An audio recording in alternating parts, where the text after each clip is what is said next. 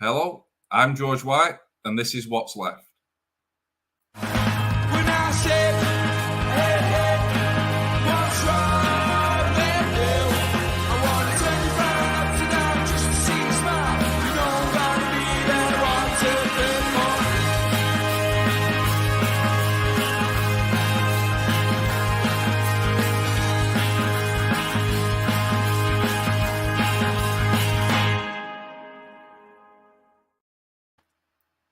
Hello, I'll welcome on my co-hosts, Renee Barnett. Hi, everyone. Hi, Renee. And Laura Brogan. Hi, everyone. Hiya, Laura. You all right? Hi, I'm good, thank you. So you'll notice I'm not Sean, our usual host. He's not able to join us tonight, so I'm last minute standing today. So, well, welcome to What's Left, Laura. It's good to have you. Thank you very much. Long-time listener. You'll have to watch out, otherwise you might be a regular spot. Well, I'm not saying I might prove more popular than Sean, so maybe you might have to have me back. And so tonight we've got Crispin Flintoff on the show. Hello, everyone. Hello. Hey, Crispin. Hi, Crispin. Thank you for inviting me onto the show. I'm looking forward to speaking to you about what's going on and hearing what's going on where you are. Yeah. So, what's the crack? What are we going to talk about now? Well, what do you want to talk about? Some reception. Is it up to? All right, I'll start. I'll start. As you can see behind me, we've got. I'd just like to say Julian Assange's verdict on whether he's extradited to the United States is on Monday the 20th. So it's on the day after this is broadcast. And there is a hope that there'll be a big crowd at the Royal Courts of Justice in London. If he is not extradited, then he's clear. He's out. He'll be out, and that would be the most amazing celebration if Julian Assange is free. Obviously, most people say there's no chance of that happening, but who knows? Who knows? I mean, the US have given assurances about him not receiving the death penalty, and his rights to the First Amendment have been it's not quite clear what they're saying on that. So that has to be evaluated. But the pressure on Biden's quite great not to have this problem on his hands. And the Australian government have asked for Assange to be released. And I've met his wife and his two children. My son is the same age as his two children. It was amazing to see my son playing with Julian Assange's two boys. And, one of them looks exactly like Julian Assange. It's uncanny. I think it would be really amazing if he was free, and he would become a massive figure for everyone about journalism, freedom, and the left as a whole as well. So that may be the very reason why they don't let him out, though, or that's probably what they fear, is that he will become sort of a heroic figure, and for the left. So I could imagine there are powers that really are fighting to keep him under wraps. But whose decision is it? Is it the courts in the UK whether they'll extradite him or not? Yeah, it is the UK courts that will decide. But it's bizarre because the legal team for the US are the British legal system, the Crown Prosecution Service. So our lawyers are arguing for America to a court of our country. So it's a weird bias in favor of the US in that sense. But I'm not. I mean, the legal experts, there's so many that know more about all this than me. And it's been going on for a long time. And my feeling is they don't really want this on their hands. Biden would not want this now. To take Assange over there, Because it doesn't make it any easier for him, does it? No. And I think that, at the beginning of the whole Julian Assange saga, public saga, I think that over time, public opinion has swung a little bit in Assange's favor. I think that they did a pretty good job initially of making him seem, like he was a real bad guy, and he was, doing this and doing that. And weren't there some sexual allegations made against him, which have never really seen the light of day. So I'm assuming that was just, trumped up. But I think that in the same way that, this is another hot button issue, especially here, that people's opinion over time has changed about the whole Israel Palestine situation. I don't think a few years ago you would have seen so many pro-Palestinian demonstrations on college campuses and that sort of thing. It's like, public opinion kind of moves slowly like a big giant ship. But I think things turn over time. So I think that people are more in favor of letting Assange, have his freedom than they are, to go ahead now after all these years and prosecute him further. I mean, it's kind of like he's sort of been punished already quite enough.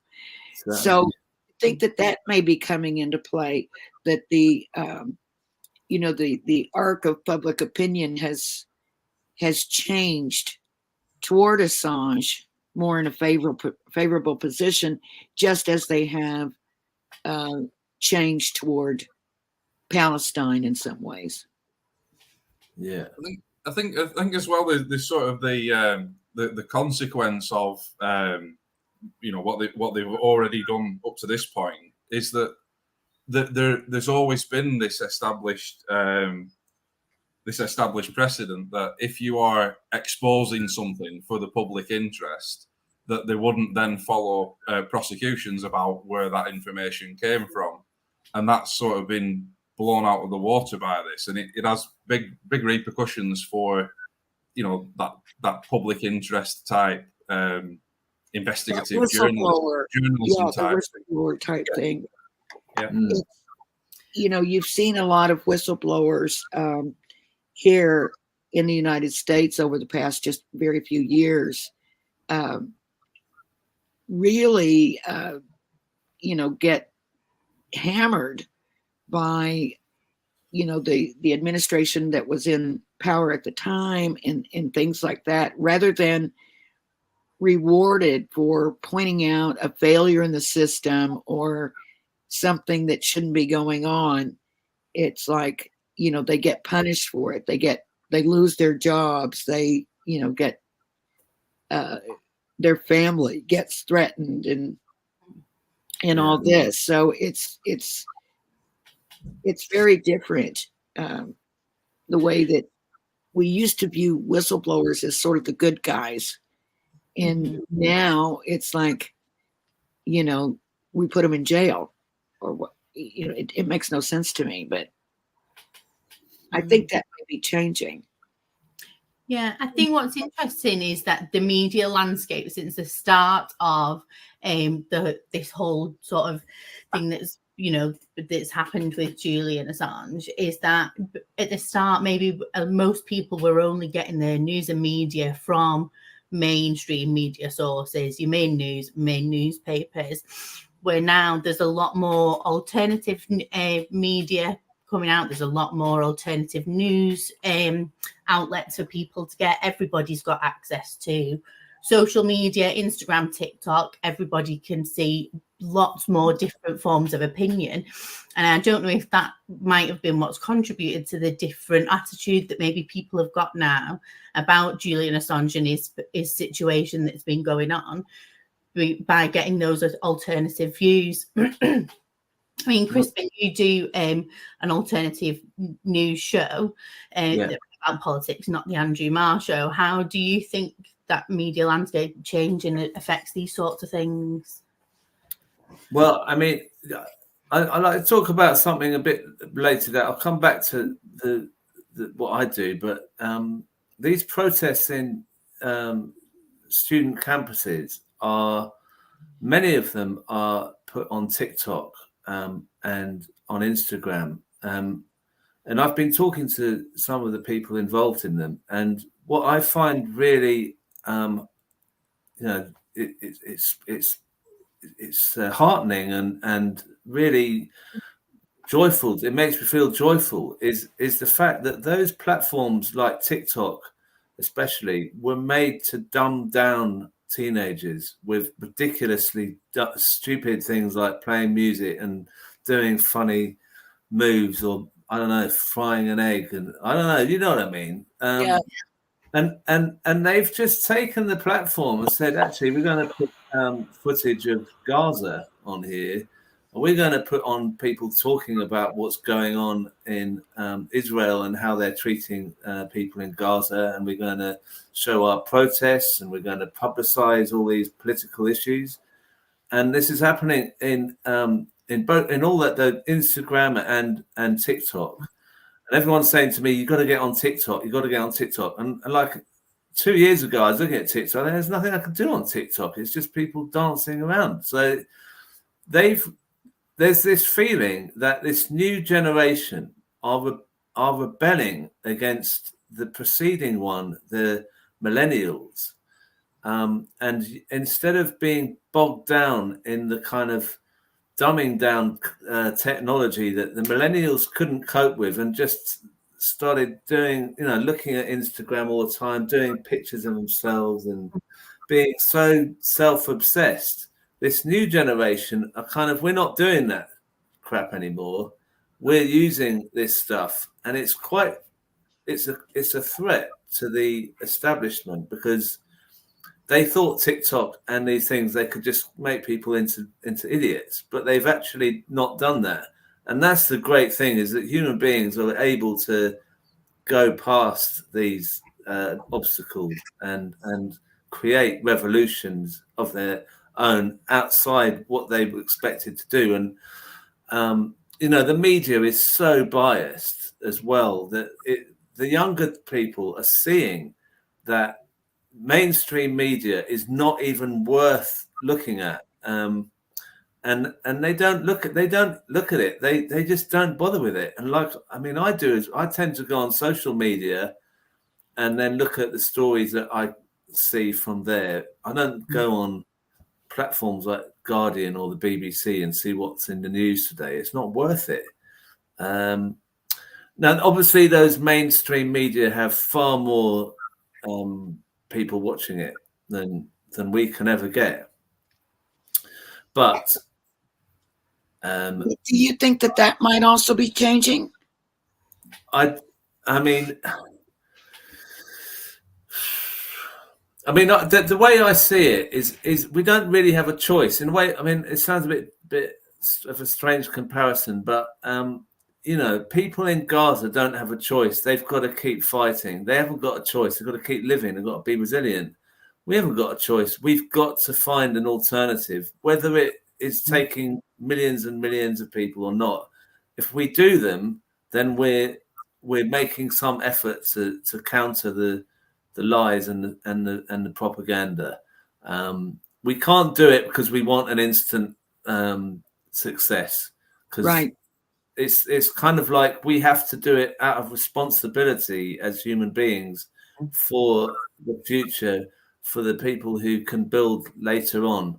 We've got a period where it kind of dark ages where we'll never benefit. We'll never see the revolution. Maybe we will be a generation that never sees any great revolution, but we can build a platform for the next generation. And that's maybe the reality. It's not very nice. I'd like to be taking over Buckingham Palace and or whatever. But it's not going to happen, maybe. So just have to do our best, really. Yeah, I agree. We might not see things straight away, but like you say, it is heartening that the movement across the young people who are in universities and who are all coming together en masse, showing solidarity to the people in Gaza and coming out. Where, like you say, a lot of people would have had, you hear all the time about young people, they're not bothered, they're lazy, and actually what they're doing is they've created this mass movement now across the country, and it's really heartening to see, and hopefully that is the wheels of some kind of revolution in motion. Well, I think it's interesting as well, because sort of difficult to decide where the dividing line is, but the number of people who just don't consume any broadcast television now, who don't, all their access to news is through social media, shorts, and things like TikTok. And so, and the other thing to note as well is that it's very easy to sort of smell a phony as well. To sort of you end up with some where for example, the Tories are trying to break into TikTok and things. It's almost like something off the thick of it. It's like this. It just stands out like a flashing beacon that this is like too try hard. It's just it stands out as being phony, and it just doesn't go across what they're trying to do. Yeah, it's like when I was a little kid and my parents didn't have enough money to get me a real Barbie, so I got the fake Barbie. It just wasn't the same. Yeah. No, I think the media is struggling with what social media is doing, and they are trying to be more like social media. So they take out little clips from their shows to make them into social media clips. So they don't actually, they're not winning. They're kind of being led by us in the way they're trying to get our attention. So I mean, it's an uphill struggle. I mean, there's a load of distractions they try and put on us. I mean, the whole culture we're in is full of distractions.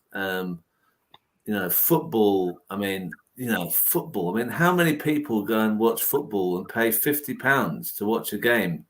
But you say to them, "Would you come to a demo?" It's free, and you'll be with loads of people. You can do chants and you can all like change things and stuff. No, I'm going to pay 50 quid and watch my team lose. Our culture is full of distractions that people believe in and feel really emotionally involved in, but are really not that important. I mean, I hate to say that because I know in Liverpool people say, Bill Shankly said, what is it, life football's not about, it's more important than life and death or whatever. But it is. I mean, it is bread and circuses. There's a lot of circuses going on. Celebrities, the whole kind of culture of celebrities and stuff like that is just it's quite scary. Well, I don't know the sort of the where they've tried to break into it as well with things like was it Talk? What was the Murdoch outlet? Was it Talk Radio? Oh, Talk TV, yeah. Talk TV, and then with what's the other one I'm thinking of? GB News. GB News as well. Yeah. Where they both, one of them shut down because it was a loss-making enterprise, and the other one is keeping going, but it's a loss-making enterprise. I think I'd be pretty upset if I'd lost sort of 50 million quid to watch Lee Anderson feed an MP beans on the news channel, Yeah. Well, I mean, the thing is, I was hoping several years ago. I mean, when Jeremy Corbyn was elected leader, I said we've got to set up a radio channel for us that we can all listen to and contribute to and phone in and have different things 24 hours. And I was told, no, there's no chance of that. I haven't got the money. There's so many naysaying people. When you try and get something off the ground, he'll just put it down. But we really could do with one channel that has a collaboration of different people from different shows, all coming in, different styles of program. Like this, and I do this Sunday morning show on Zoom. There's lots of different people doing stuff, and we could make a media that wouldn't be too expensive. I think it is possible to do that. It is possible. One channel, and Yeah. Have it be a collaborative. In the United States, there is a group that has really risen in popularity really quickly. It's a news outlet called Midas Touch, and I don't know if any of you have seen any of their programs, but they have different hosts that they've sort of picked up that had their shows already, and it's all left wing stuff, and they really pick apart the stories. They fact check everything. They're not afraid to speak out and call things out, and they've really grown over the past year, particularly, or the last 2 years, and they're getting sort of national attention. They've got, I forget how many, maybe 1.5 million or 2 million followers now. Wow. And I noticed they have what's his name? Is it Anthony Davis? There's a British presenter that has a show on there. And although actually he lives in America now, so I guess that doesn't count. But I was thinking, something like that encompasses, finds different people that are, sort of speaking from the same standpoint, although with different ideas about how to get things done. That would be really, really cool. And it seems like you could do it without too much money to start with, really. I think so. I think it wouldn't need that much money, but it just needs to have people who are into collaboration and not domination of the channel, also something like that. I mean, that can be a problem. Often what we call the left. I mean, I'm a bit confused about what's left anyway, what left means sometimes, but there are people who want to dominate and don't want to collaborate, and it becomes a bit of a problem. I'm not someone personally who thinks I don't think I'm very interesting, and I don't like the sound of my own voice, so I'm blessed in that way. Whereas there are other people who don't have that feeling and like those bits about themselves, and then if they meet someone who's the same kind of person, it's a nightmare, because there's two of them and they're looking at each other, and who's the master and who's the slave? Yeah. Well, I think again, sort of, I don't know whether it's compatible or not, because the idea of people who sort of believe in collectivism or believe in combination, who then seem to think that it's all about them. It doesn't seem to bind into the ethos, does it? It's kind of incongruous, yeah. But no, I mean, the other thing is that we've been brought up within political parties, especially, and I suppose in unions as well, to have a kind of top-down management that we're kind of used to. So we kind of think of people who dominate over others as a culture, and we just have to move away from that. But that's not easy.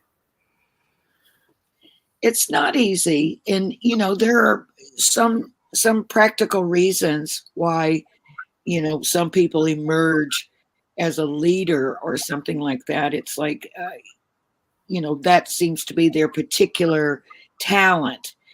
so we put them, as the figurehead or in charge, but somehow, then that makes everybody else a little bit less than. So I think if we change our ideas about, basically workers in general, that,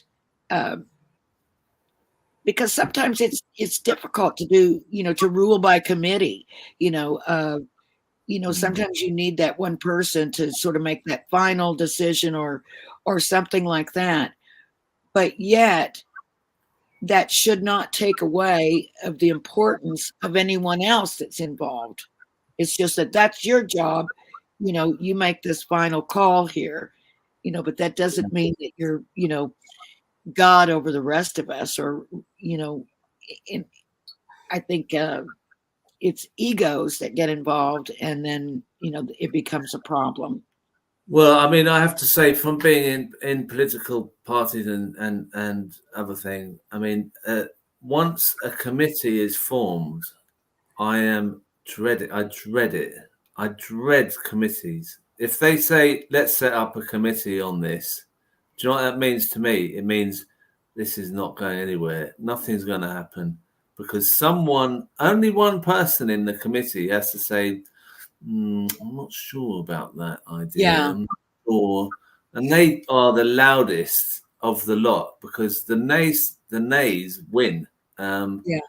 And then it destroys the energy. So a lot of people think the committee's the right way to do things, but my opinion is you just have to be with people who want to work together, and not. And I mean, this is something else actually. I just to say about my background is my parents are Quakers. Both of my parents have been Quakers. They don't go anymore, but they fell out with people anyway. That's a different story. But in the Quakers, they don't vote in meetings. They don't vote at all. They come to an understanding in the meeting about a common idea of what they all agree with, so that there's no falling out. No one falls out, because they just make sure everyone's heard. And I think that's what we should do more. I don't think we should do votes. I mean, so many times you get a vote, someone loses, and then they go off. They never come back. If you don't have votes, then people can stick together. That's my feeling. But I know it's very dodgy for other people. They say you've got to have a vote all the time, but I'm not sure about that. Well, then how do you, come to consensus? Well, if someone's saying they're not sure about something, then we listen to them and talk it through with them to make an accommodation for what they're worried about. I mean, it is possible, but I think that we're so programmed to the kind of yes or no, black and white thinking. It's really unhelpful, and it does push people away who lose. And then you get people plotting, and votes. You get people who find people who've never voted for donkey's years and get them out to a meeting to vote, all that kind of thing. How much energy do we spend on trying to get something through on a vote? It's so ridiculous. And I'm saying something that sounds ridiculous. I mean, it sounds weird what I'm saying, because it's so part of our culture. But I do think it's unhelpful that we do make decisions sometimes in the way we do. I don't want to freak anyone out there. No, I think it's helpful to look at things from different ways and different points of view, because so much of what we do, just as individuals in our daily lives, is we do it because we've always done it that way, or that's what our parents did. That's what we were taught. And it doesn't even occur to us sometimes to question, why am I doing this way? Or why am I doing this at all? It's, I find it really helpful to, examine the reasons why we do things the way we do them. And if we find that we're just doing it because that's our habit, but we don't really have, a strong reason for it, then those are the things that can be looked at and say, what am I coasting along on here that, you know, I should be looking at that I haven't thought about, because I've always thought about it this way. But why do I think about it this way? I think if people could just be a little more self-aware, and, you know, I mean, that's myself included. Yeah, I think it's like you're saying, challenging those ideas of we've always done things this way. Why are we doing things this way? Is there a way of changing? And I think a lot of people are thinking in that way now. And I think that might be what we're seeing, the rise of, particularly here, Renee, in British politics. We're seeing a lot now of the rise of independent candidates, such as you'll all know Sean Sanders, an independent here. Southport. I'll do a little shameless plug now. If anyone would like to support Sean's campaign for his I would. campaign to stand as the MP in Southport. But my point, aside from the shameless plug, was that I think a lot of people are questioning now, why are we doing this bipartisan thing? Is there a different way? And I think that might be some of what's contributing towards, like I say, the rise in independent candidates coming out. And I don't know if any of you have seen over the last couple of days, the collective have come in, they've had their launch. So this is a group of independent candidates, and that would be under the collective banner, along with other candidates that they're supporting and standing in solidarity with. And again, I think it is just people are questioning this. Is this the right way of doing things, this bipartisan? Is there an alternative? And, you know, coming forward to do something different. Yeah, I mean, I didn't even think of that relating to what I've just been talking about, but it is that kind of the vote for or against thing that we have immersed ourselves in for so long. It does create a two-party thing effectively, doesn't it? And we are kind of slaves to that. We're slaves to the two parties, rather than, you know, if we can break from that, then we've got a chance of changing things. And you know, the independent candidates have got a great opportunity, because people are so disenfranchised, just have no interest in the two parties. And you know, an independent candidate who's got policies that they're excited about will get a wave of support locally that could actually topple the local MP. So, I mean, Sean's got a great backing in Southport as a councillor as well. So he's already got that basis. And the fact that the two parties are not doing anything different, you know, he's got a great chance. So, you know, I think everyone should donate to his crowdfunder, obviously, but also be aware that they can go out and campaign for these people and knock on doors and convince people that it's not worth just picking for one of the two main parties anymore.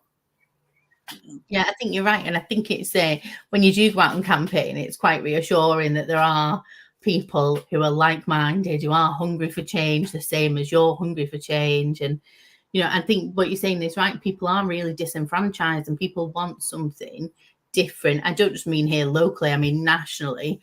People are really sick of this bipartisan system and looking for something new, really, I think. I think there's been this sort of cynical abuse of the you know, if it's a two-party system, you know, kind of is. But there's been this cynical abuse where, you know, the sort of saying of, if you stick a donkey in a red rosette, they'll get in such and such a constituency. But there's been that cynical abuse of parachuting in people who have absolutely nothing to do with the constituency, sort of very loose sort of ties to the local party in an area and things. And it's just that sort of machine politics abuse of the way the system sort of already works that's led to a lot of this cynicism from people, hasn't it? Yeah, I mean, I have you know, you have people who say, well, if you don't vote Labour, then you'll let the Tories in. I mean, that's their strongest argument, is you've got to vote Labour or you let the Tories in. But the Labour Party is no different from the Tories. It's hard to explain that to people because they can't quite get their head around it. And there are a couple of issues where people are still naively thinking Labour's better. One is NHS and one is education. I've met people in the last few weeks who've said, "Oh, but on education, Labour's much better."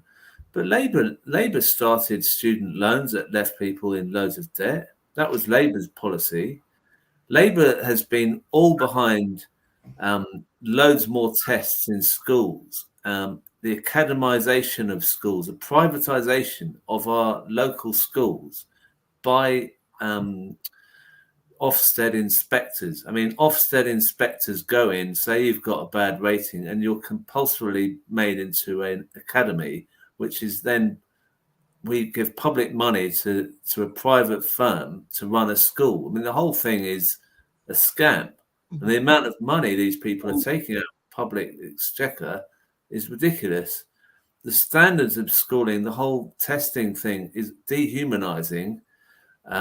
There's no encouragement for independent thought. The kind of subjects people are taught at university in management and accountancy and all these kind of vocational degrees. I mean, I did philosophy.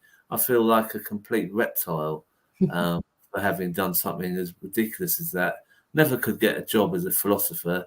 Never could get a job as a philosopher. I thought I'd get a job as anything, but you can't do that anymore. You have to have a degree in the job you're going to do. I mean, there's no freedom whatsoever. Anyway, that's just education, but people kind of have this mythology that Labour's great for education. And then the NHS is the same thing, all this privatisation, outsourcing.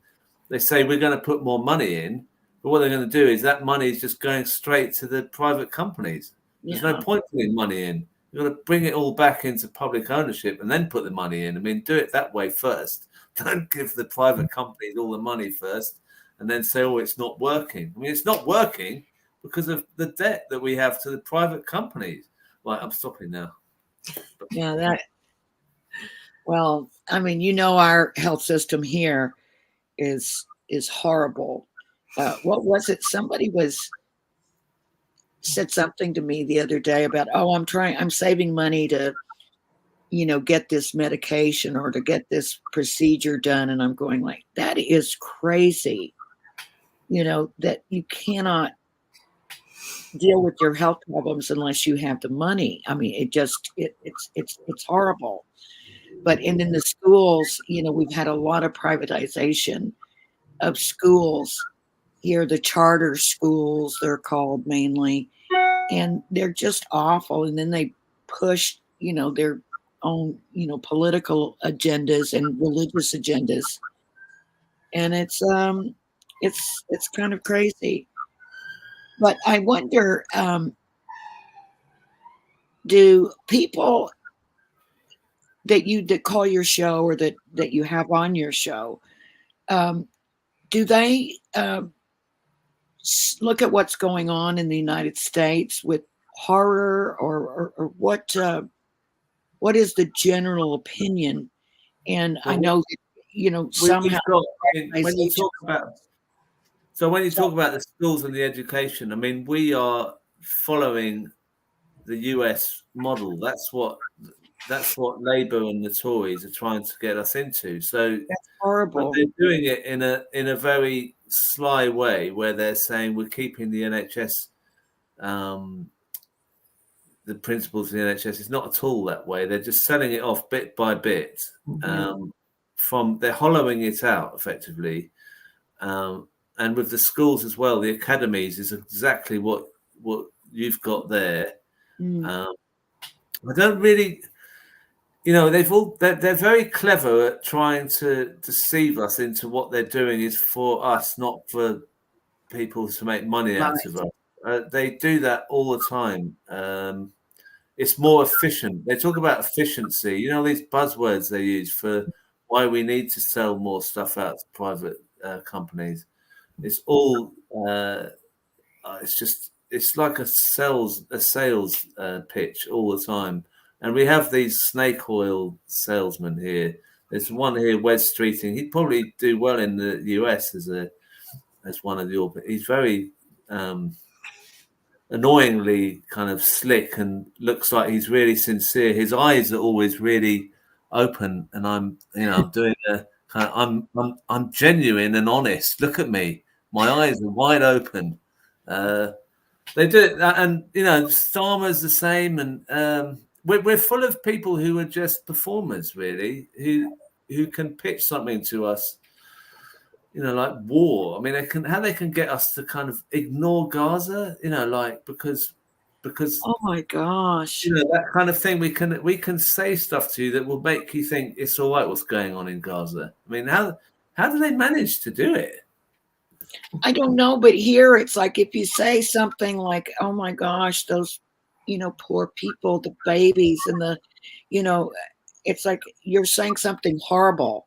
You're anti-Semitic, which, couldn't be further from the truth. It's like if it was the opposite and it was, Jewish people getting pummeled like the Palestinians are, I'd be feeling the same way.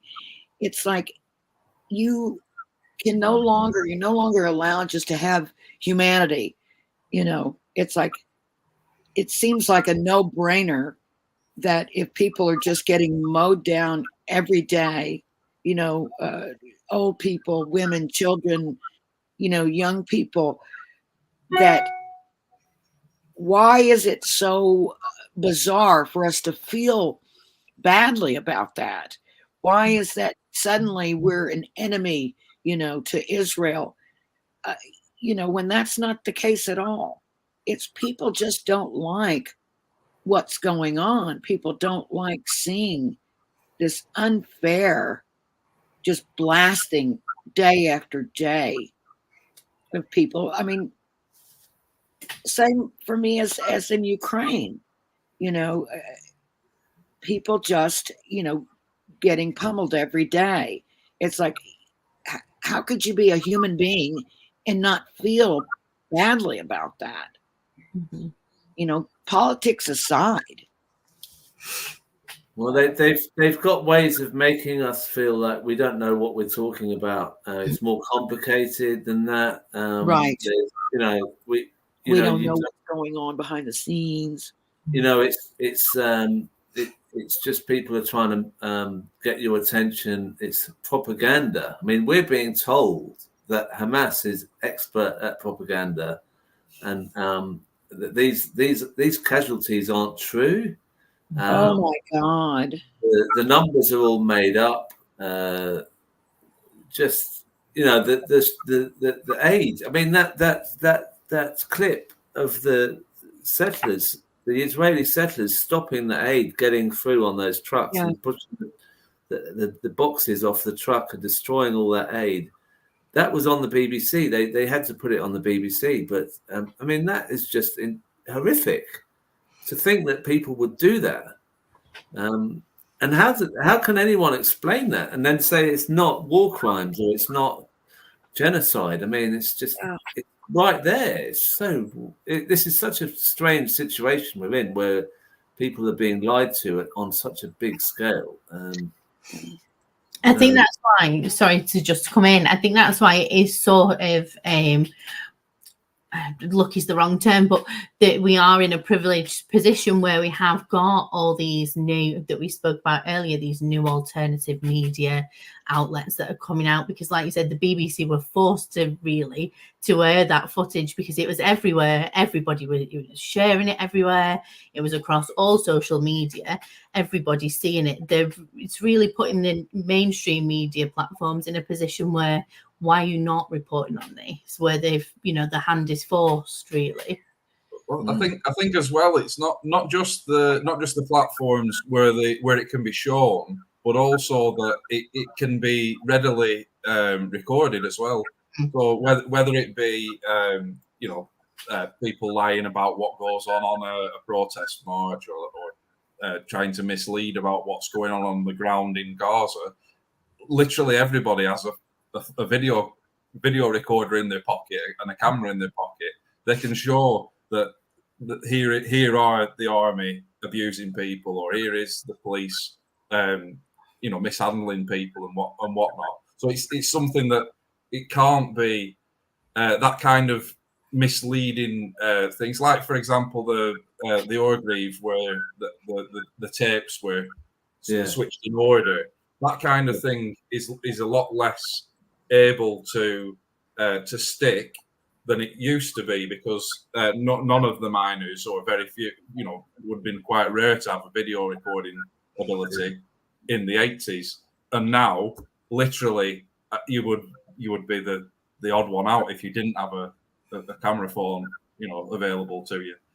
Well, recently we saw the head, I think I can't remember his actual title, but from the campaign against anti-Semitism, the so-called campaign against anti-Semitism, Gideon Falter, trying to make a story about how he wasn't allowed to go on a demo for Palestine, and because the policeman had said that he was Jewish, that he shouldn't be going on that demo. The policeman was clearly using the wrong term. He meant Zionist. He meant you're a supporter of Israel. But he did, because of this conflation between anti-Semitism and anti-Zionism, he got his words mixed up and said because you're Jewish, and then that was used as evidence. You can't walk the streets if you're Jewish. But the thing is, this man was shown on camera. They had footage of him for many minutes before trying to cause a problem. And that wasn't shown in the footage he gave. But then when that came out, a bit like what you're saying, George, people are recording stuff, and it's not easy to deceive people like they did with the Orgreave footage. He got found out, and he tried to go on all the chat shows you can imagine, but they weren't having it either. So it's quite heartening that even if they think they've covered the all bases, there might be someone right behind them who's filming them with their camera. So they can't really safely stitch things up anymore, because they might not know that there's another angle on them. So that's right. they could, and if they're found to have been dishonest, then it takes their whole thing down. So it was good with him, but yeah, I don't know. I mean, the demonstrations in this country, I mean, they're calling them hate marches all the time, and they're saying there's a lot of anti-Semitism on the marches, but it's not. I don't think people believe that. I think even if it's on the BBC and someone says that, I don't think people believe it. I don't know what other people think, but I think it just doesn't wash. Yeah, I think you're right. I think, like you said, people have got the access to so much information, to so much raw footage. Like you're saying, it's so easy. You can set something up and someone's in the background filming you, showing the right angle of things. So I think people are less inclined to believe what's being sort of pushed out on mainstream media now. So like I say, if it's trying to be misconstrued in these ways of hate marches and whatever, I think you're right that people aren't believing them. I think there just seems to be a bit of a sort of inbuilt cynicism as well now. I think some of the things that maybe my parents' generation, some of the things that they sort of, well, I saw it on the television or I saw it in the newspaper, so it must be true. That seems to have flipped kind of in the sort of media generations, whereas there does seem to be this, just because I see it on the internet doesn't mean that it's true. There does seem to be a bit of a, I don't know, a bullshit filter almost. I mean, maybe in the future we'll see that. I mean, like my parents' generation, they're in their mid-80s, but they believe the BBC. I mean, they believe the BBC. But what, in 20 years, how many people will there be like that? I can't actually see it. It will be a whole sea change, won't it? People will not believe what they're spoon-fed. that's going to be fantastic. I mean, we could have kind of that's when the revolution starts, isn't it? When the people actually believe in their own media, not what they're fed by someone else. Well, I think as well, some of the some of the broadcast media, it's changing its format to fit into the the 30-second sort of snippet, rather than the news at 10 used to be a thing that most people in the country would watch, and it would be a half an hour program and they watch it from start to finish. I don't think very many people in the subsequent generations are consuming their news in that fashion anymore. Yeah, I think there's a lot to be positive about with the new media and people's cynicism about what we're being given, but it just seems sometimes so frustrating when you see something that's a blatant lie and it's shared so many times, and you still think, when are people going to wake up? But when we think about it in a longer term, we can see it's shifting. Things are shifting, but maybe not as quickly as we like. I mean, if Starmer gets elected, I mean, that would just be a disaster. But anyway, let's don't want to go into that. I think, like you say, the hope is out there that things are changing. And obviously, we've been speaking about media a lot, and I'm quite conscious that we're nearing sort of the end of our time. But I just wanted Crispin to speak a little bit about what you do on your show. So for people who maybe haven't seen your show before, I've seen it a couple of times now. And the thing that I like is that you have like activists on, you have people who are involved in politics, you're getting sort of a range of different viewpoints from people. But just to tell people who haven't interacted with your show before, could you tell us about? I'll tell you about the show quickly. I mean, what happened was lockdown. I used to do stand-up comedy and do comedy nights for Jeremy Corbyn, and then when the lockdown happened, I went on Zoom because people couldn't connect, so I started doing Zoom, trying to do stand-up comedy on Zoom. Doesn't work, by the way. Don't try it because no one laughs. And then things started to go strange in politics, with Jeremy Corbyn being sort of suspended, and there were Labour leaks. So I thought I'd have to talk about these issues on this Zoom thing. And then where I was a comedian, I used to wear a sparkly jacket and things like that. I was a proper host of a comedy thing. I started doing all these political discussions, and then gradually no comedy whatsoever was in it, and it was just political discussions. And then I just loved hearing ordinary people's perspective on what's happening. So I'd let people speak who hadn't ever spoken, and then I just realised there was a lot of really impressive people who aren't represented on the media. They do great things. They fight. They're courageous. They're heroic, but we don't know about them. And so I'd love interviewing people who've done something amazing. I mean, I'm interviewing someone tomorrow who's a conscientious objector from Israel, and I've just want to hear how someone's got the guts to say, I'm not going to fight. I'm going to stand up for my principles. And these are the people we need to follow, the good examples. I mean, we don't get enough of them. And I do a calendar every year called Heroes.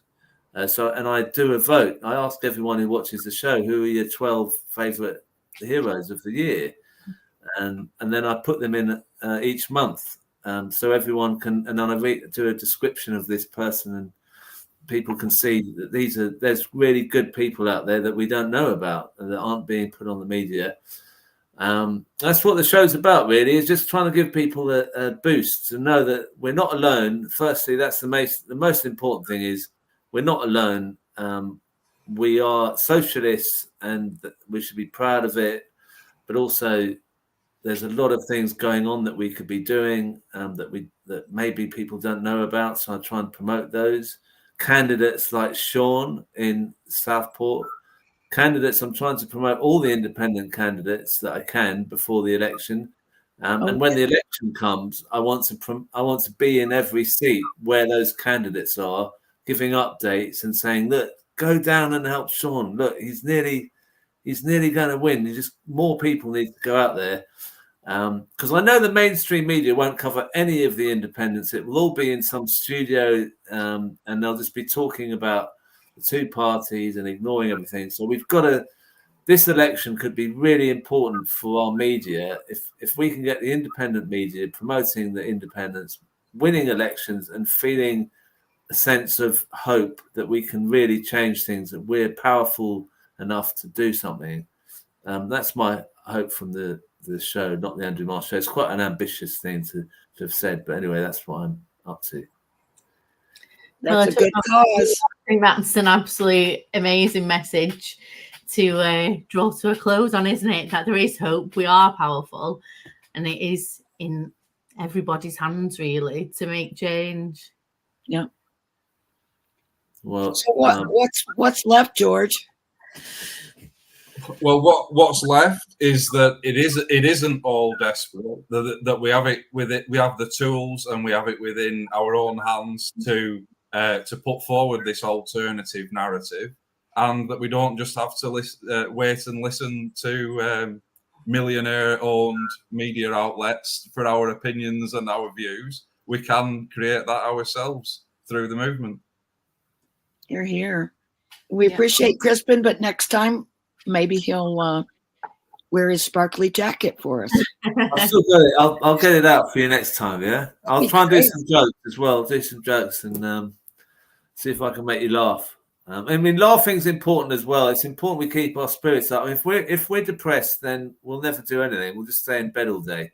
So we have to have our spirits up. We have to keep each other going, not just with food and that. We need actually to be in good spirit. Mm-hmm. Well, thank you very much for coming on, Crispin, and thank you, Laura, for co-hosting with us. Yeah, good job, Laura. Yeah, well done, Laura. Thanks very much. Cheers, everyone. Thanks. Good night, everybody.